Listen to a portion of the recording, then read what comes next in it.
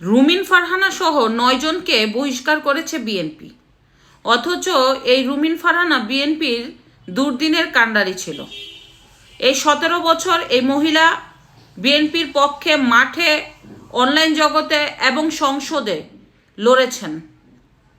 মানে ব্যাপারটা এরকম হয়েছে, যখন বিএনপির কেউ ছিল না তখন কথা বলার জন্য ছিল রুমিন ফারহানা, এখন বিএনপির সব হয়েছে, পর হয়েছে রুমিন ফারহানা।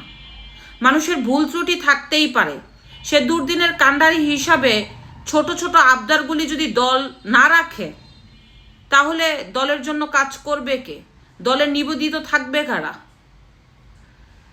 তার এলাকা থেকে তাকে নমিনেশন দেওয়া হয়নি, আরেকজনকে নমিনেশন দেওয়া হয়েছে। অন্তত 17 বছরের কে ত্যাগী ছিল এটা যাচাই করে দলের সঠিক সিদ্ধান্ত নেওয়ার দরকার ছিল। অথচ দল এখন নিজের সিদ্ধান্ত নেয়। যখনই ভালো সময় আসে যে কোনো দলেরই হোক, তখন নেতাদের পাশে কোটি কোটি টাকা দিয়ে হাইব্রিড নেতারা ভিড়ে যায়।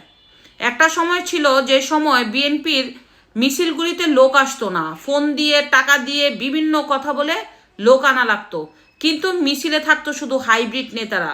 মাইর খাইতো, জেলে যাইতো, মামলা খাইতো, কিন্তু থাকতো। এবং জিয়াউর রহমানের মাজারে হাইব্রিড আর থাকতো না, ত্যাগী নেতারা যায় ফুল দিত। আর এখন হাইব্রিড এবং মানে এত নেতাকর্মীর ভিড়ে মাজারে আর ফুল দেওয়ার জায়গা নেই। অথচ এই ভিড়ে হারিয়ে যায় ত্যাগী নেতাকর্মীরা, যারা দুর্দিনের কাণ্ডারি। অন্তত মূল্যায়ন দেওয়া উচিত যে দুর্দিনে কারা দলের পাশে থাকে। এখন তো হাইব্রিডদের টাকা দিয়ে কিনে ফেলতে পারবে, হাইব্রিডটা টাকা দিয়ে বিএনপির ভিতরে ঢুকে যাবে, শত শত কোটি টাকা ইনভেস্ট করবে, কোটি কোটি টাকা ইনভেস্ট করবে।